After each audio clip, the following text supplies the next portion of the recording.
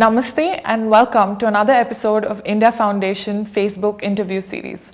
It is our joint initiative to identify and celebrate young women leaders in the field of cybersecurity.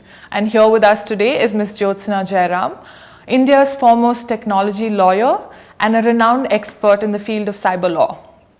She has over a decade of experience in this field and is currently a partner of Trilegal, a leading law firm in our country. Thank you again, Jyotsana ji, for joining us today. Thank you for having me.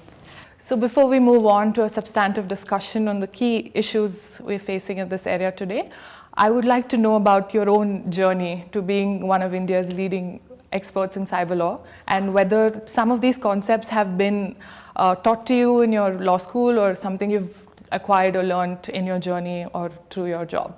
Right, thanks. So just to answer your question straight, it wasn't taught to me in law school. A lot of what I've learned has been through all of the time that I've been practicing law. In terms of my journey, I don't have a great story. It's not something sensational, but then I did go to a law school that had started off with me in the first batch. And so we didn't, have sort of recruitment committees in place and a formal structure when I graduated. So it was pretty much all of us trying to, find our own. And so in my fourth year, I got an internship at Trilegal in the Bangalore office. And I interned with them. Of course, when I interned, it was with the general corporate practice. And at that stage, you don't pick. You just take whatever is offered to you. And so I started off there and then I got a PPO. And then after I graduated, I joined Trilegal and I've been there with them since. And when I started off, Trilegal was actually working through a rotation system where as an associate, you come in and try different practice areas. And my first seat was TMT, which is Telecom, Media and Technology. So I started off with that seat. I was supposed to be doing the other seats through the year and then make a decision. But it so happened that the first seat that I started with and then they scrapped rotation after that because I think all of us just found what we wanted to do and I really enjoyed what I started off doing. And so the reason I say this is because before I started my career, I didn't know that I wanted to be a technology lawyer. In fact, I had no clue. I know that I wanted to join a law firm. I didn't know what technology law meant in the corporate practice. So when I started off, it gave me like a really good idea of what it is. And I pretty much walked through, the way the practice has grown, the way the laws have grown, and just everything that's been happening, and that's like in a snapshot my journey as a technology lawyer. Perfect. And I understand that from when you started off to now having a decade of experience in the cyber domain, how do you see it evolving and changing for what it was before and what it is now? It has really changed. As in, I'm not saying that it wasn't relevant when I started off, but the way that it has now become the front and center of everything is just such a huge shift from where we began. So just to start off, isn't the laws that we're talking about when it comes to the IT Act and the regime around cybersecurity has existed for some time now. But it was really rarely called upon. When we talk about data practices, potential threats, etc. What it is today was something that was almost, very far removed from and from what organizations would face earlier. And now if you look at the way things have changed, it's not a particular section of the industry or companies that, are now faced with this threat. It's pretty much everybody, right? Old economy, new age technologies, everybody. And almost all spheres of life. Yes, all spheres. So I think in that sense, it's been a really interesting shift to see how earlier, they just remained laws, they remained regimes that we would, just on a sort of on and off situation have to look at and then advise clients on what to do. But now to structure your business, to be prepared to deal with all of these issues that the law may or may not provide for is something that I see as a real apparent shift in the way things work. So how do you see the broad perspective of the regulation governing the data privacy or, cyber security in India right now? Yeah. So privacy and data protection are slightly, different concepts, but at the same time, very closely put together. Because if you see now, India always had a law on data protection. In the sense of privacy, we had a set of privacy rules. Actually, we still have them. Privacy rules, which basically govern the manner in which you can process personal information of individuals. We also have data protection related requirements, which is in the IT Act. And that deals with data data as a larger subset. So it's not necessarily personal information, it can be any data. And specifically with respect to cybersecurity, we do have an organization that is known as the CERTIN, which is the nodal agency for any sort of cybersecurity incidents that take place. But in terms of what the law says, it's more of a post facto sort of a reporting requirement. So it's not in that sense prescriptive in terms of what you need to do in order to maintain certain standards and things like that. But it is, if you suffer an incident, what needs to follow. You have redressal mechanisms. Correct. You have redressal mechanisms, you have reporting, and the CERT is the agency that's supposed to help the organization sort of remedy whatever incident was faced. At the same time, when it comes to privacy, the laws do prescribe that you need to have certain minimum standards, and it's the ISO standards that's one of the standards that are prescribed. But most companies today, particularly those that have a global footprint, have far more sophisticated data protection standards that they have adopted. So that is what the law currently provides for. And then you have sector-specific regulation. So if you see some regulators are very proactive, like the SEBI, the RBI, for institutions that are governed by them, they have very specific requirements on cybersecurity, on the standards of infrastructure that you adopt, on the restrictions on what you can do with the data, where you host the data.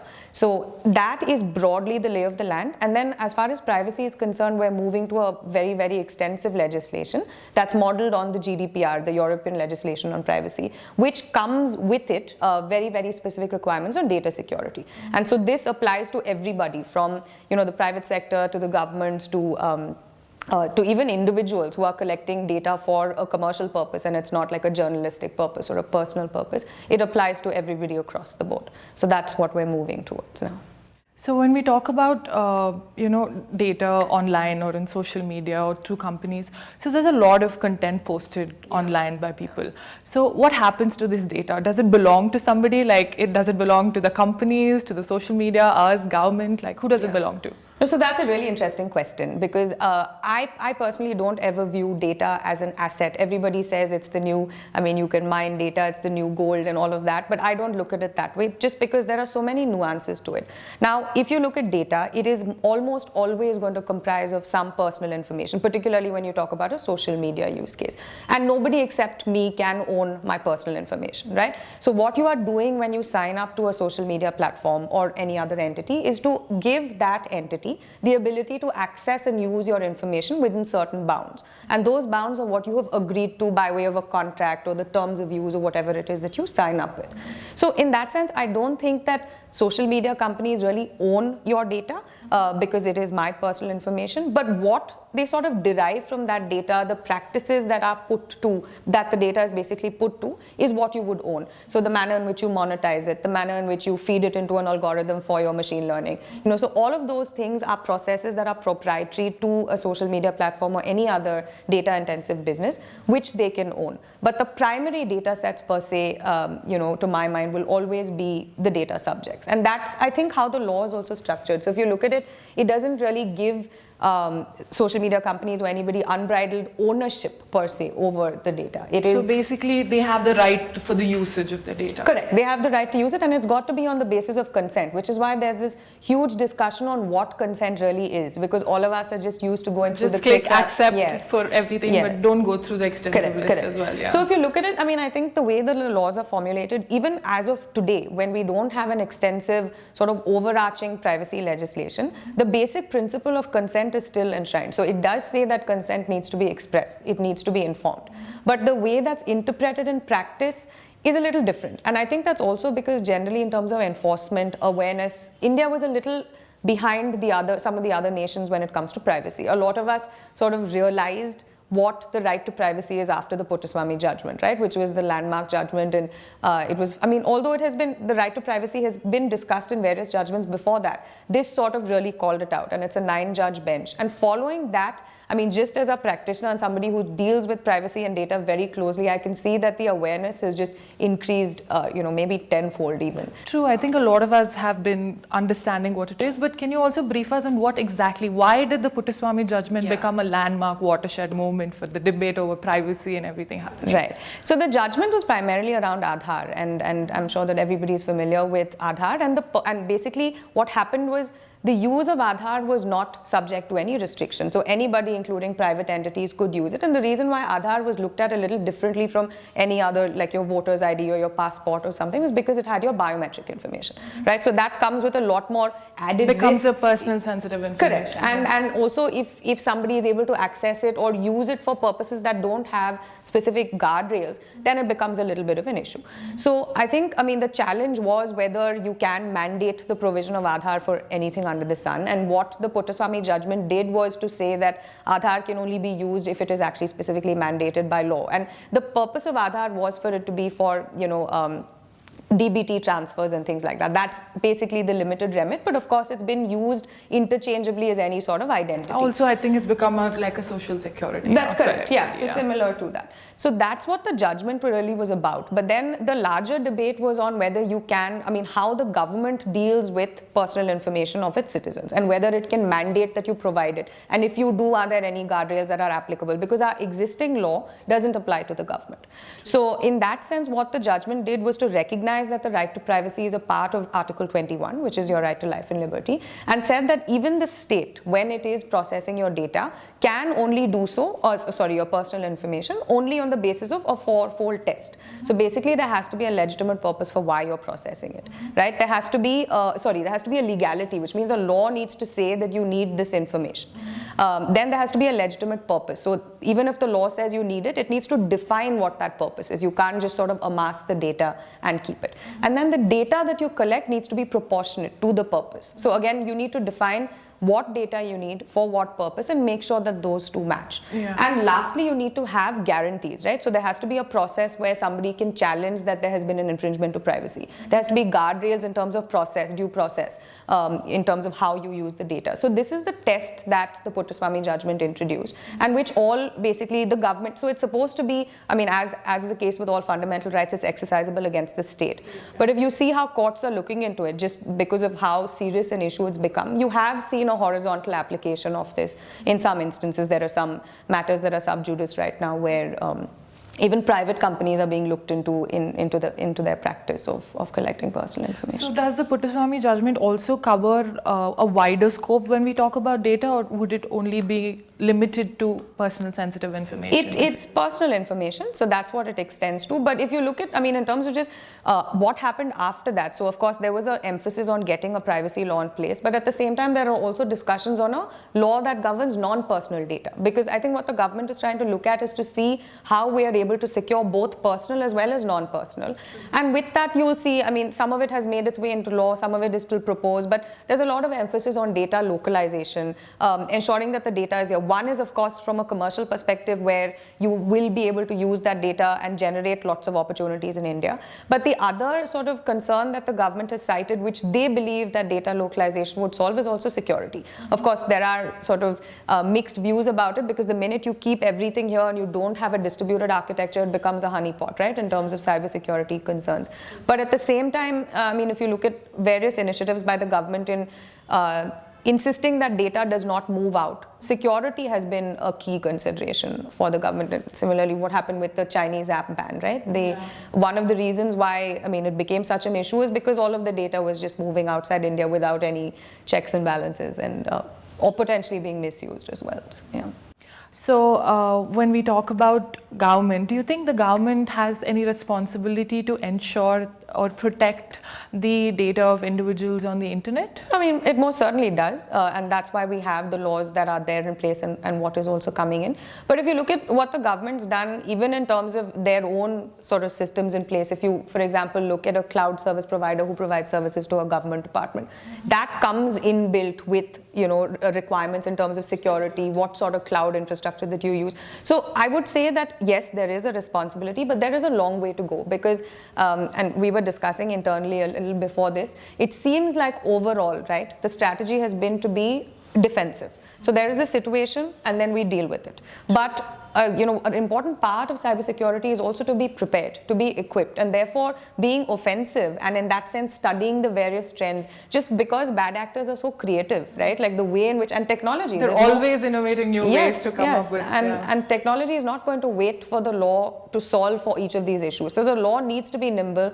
the enforcement needs to be just as agile, and everybody who's thinking about the policy around this also needs to keep up with the technology. True. So, and when we talk about proactive legislation, where do you think is one concept or aspect where the government can take initiatives right now to come up with something of a future problem you see which might come up? Something where we can start working on it. Yeah, so I mean, in the context of cybersecurity, I think there's still a huge reliance on the private sector just because of the reach that they have to these technologies to begin with. I know the government has been speaking about allocating a significant budget to sort of develop indigenous technologies and things like that. But I feel like the more it is built in to the architecture, right? So whichever respective regulations govern you. Like, for example, the RBI has done this, and I think it's a great example of it. It's for digital payments. And now you know how big digital payments has become. I mean, cash-based payments are almost out of the picture. I think any small vendor on the road Correct. also now Everybody. uses Google Pay and Phone Pay for things. But with that comes so much risk. So I think what they did earlier on this year was to pass directions that sort of encompass the entire payments framework, to say that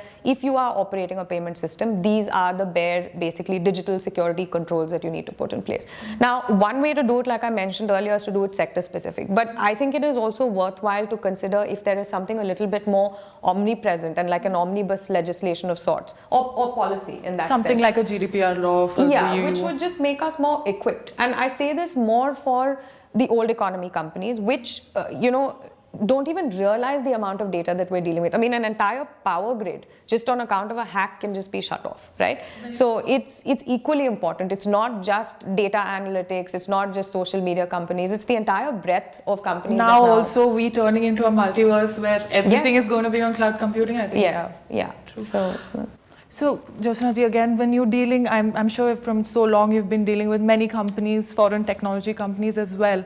So what do you think is the major key issues they face when they're trying to have work with India? Yeah, so I think with foreign companies, one of the things, I mean, the first issue is in understanding the law, right? Because some of these either don't exist or they're buried in some sort of archaic legislation, or they are just matters of practice with really no substantiation. And the problem that foreign companies, that some of my clients face, is that they are present globally, and India has a very different framework compared to the rest, right? So, for example, even if you look at a data breach incident, it's very unclear because the law has not contemplated that in a particular, let's say a cybersecurity incident, there's only one point of attack. Just because of the way that data, sometimes, like I have clients tell me saying, I don't even know where the data is. How am I supposed to point to how am I supposed to point to where the surface vector lies? Because that's the point of cloud technology. The point is that you have distributed as such, so that there is no honeypot that's created that somebody can come and penetrate. So in that sense, I think that what it makes us do is to try and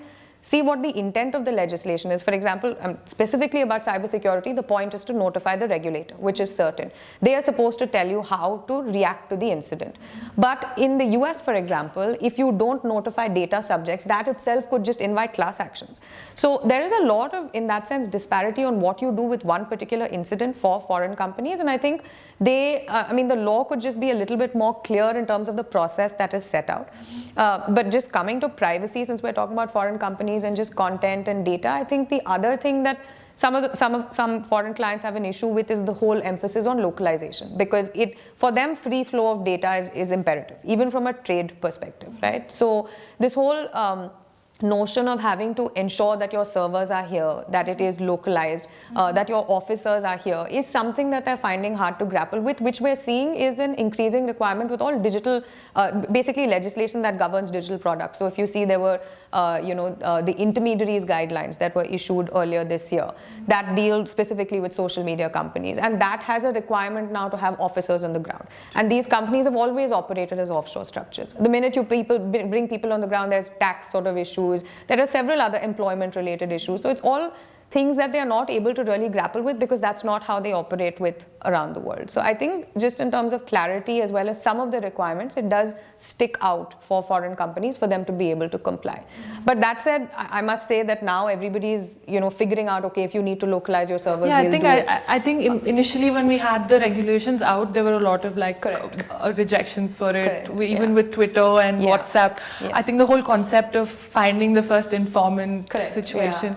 So how do you think something like that can be tackled right now in the present situations? Because the onus again is on the software company to come up with a solution to find where the attack is coming from, but the whole question of data privacy and security also comes into the picture. So where do you see that coming? So again, it's an interesting debate because if you look at the intent of the law, I mean, it is supposed to be for enforcement. It is to sort of minimize the misuse that all of these platforms can be put to. So it's well intentioned. But at the same time, if you look at how all of these offerings are being created, it is all the more to sort of build in privacy into the design. So privacy by design is in fact one of the new requirements under the proposed law that comes in, which says that to the extent possible you ensure privacy. So whether it's by way of confidential compute, for example, or you collect only as much data as you need, you encrypt the data, you anonymize it, right? So these are methods that you want to employ so that you reduce the amount of personal information that's actually floating around in your systems.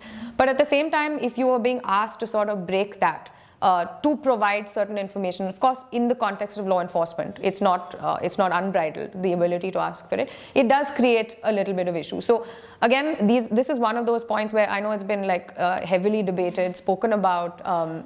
But at the same time, and it's going to go on for a while. It's going to go on, and I don't think that the requirement is going to go away because the government is pretty clear on what its intent is. But what will become interesting is the jurisprudence around this. So because you will have the ability, for example, to appeal an order that comes in if you think that it is not sort of justified. I think even the law is giving you a three-dimensional approach towards it. Yeah. Now you see a lot of youngsters post a lot of content online, being professional, being personal, everything has got digital now. Yeah. So what do you think can be some precautions to be taken in order to ensure a safe and fulfilling environment or, experience online?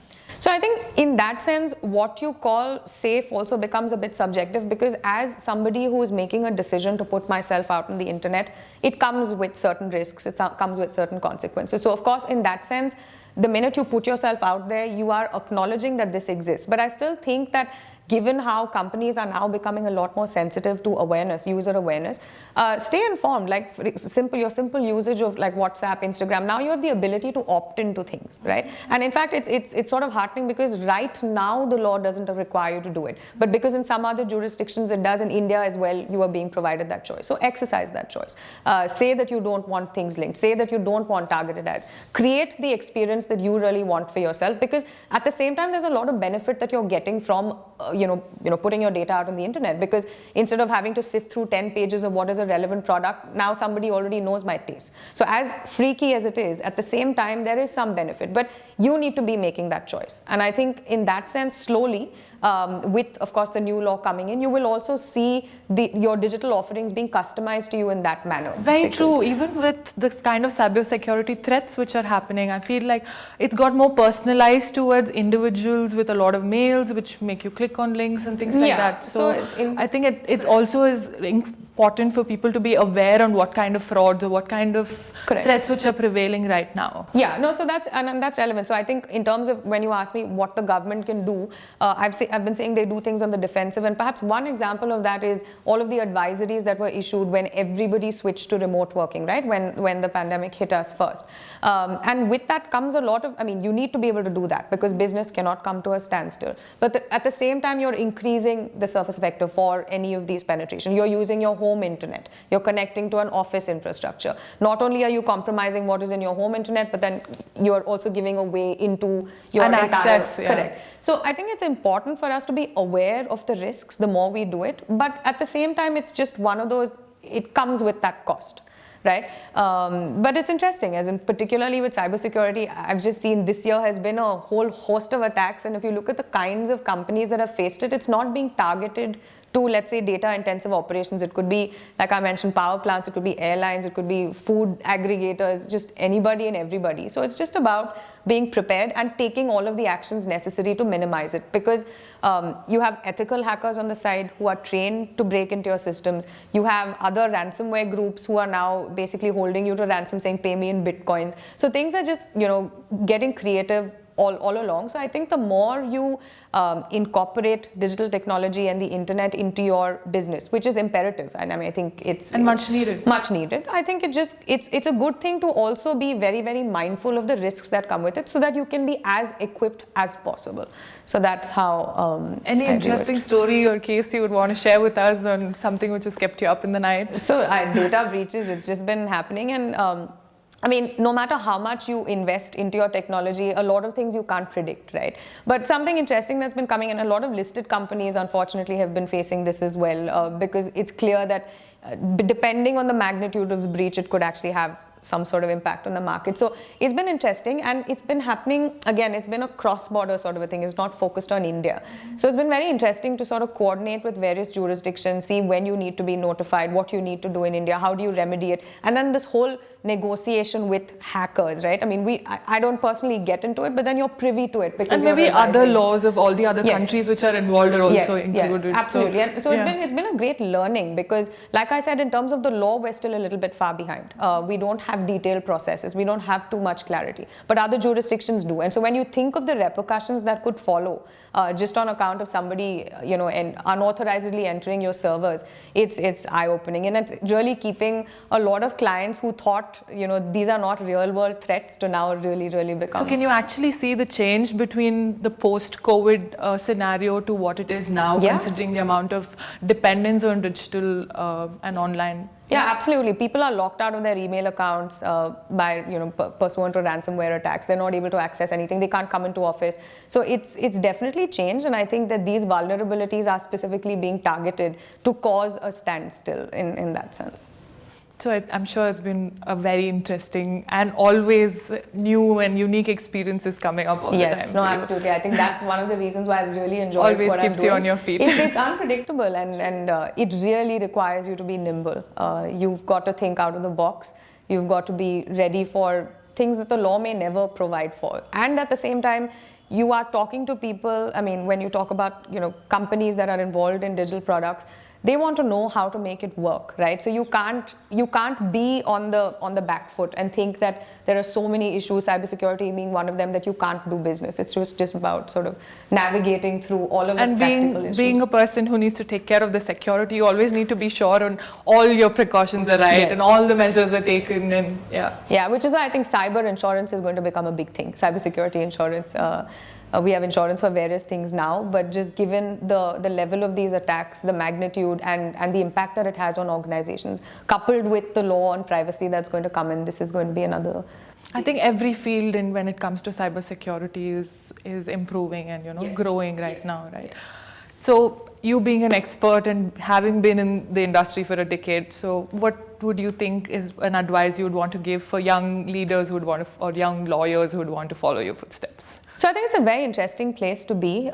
It's also very important to understand the technology, because like I've been saying, and perhaps belaboring the point, is that the law is not going to be as clear ever, right? So it's important to understand how technology functions. Now, we can't all become engineers, and we can't understand in that sense how you code and how you write up things, but to be able to understand what the purpose of the technology is, what it is serving to do, and what sort of data it is going to process, I think that's very important. So one approach that I've personally adopted, and I think all of us have, is to first step away from the law and understand what the product is, understand what they want to do. And then it's very easy to weave in the regulatory framework. And what's really, really key, and I think for people who are stepping into the technology law space, is to be able to preempt to a certain extent, to be able to weigh out the commercial objectives of something along with what the intent of the law is, and to not be bookish about it, because nobody has the patience for saying there is a law that says this which you cannot do. So I think those are things, and of course, being extremely, keeping yourself abreast with what's happening globally, because none of these things are unique to India. You very rarely find that anything that you're dealing with when it comes to tech and law and data is specific to India. So it's important to also be apprised of how other jurisdictions are, dealing with whatever it is that you're dealing with. Perfect. And with that insights in the industry, I'm sure a lot of us have been inspired to take up more roles in cybersecurity or even cyber lawyers. So thank you again, Jyotsana ji, for having you. Thank you so much for having me.